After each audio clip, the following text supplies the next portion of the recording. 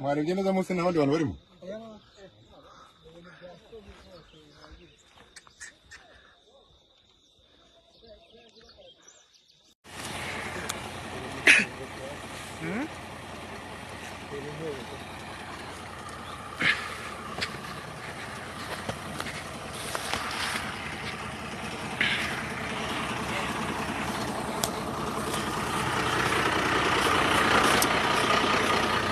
nimba wari ufite umuntu wawe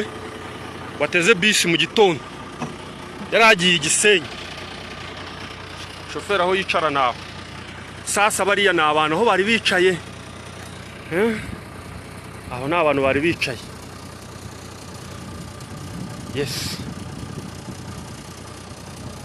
aho ni abantu bari bicaye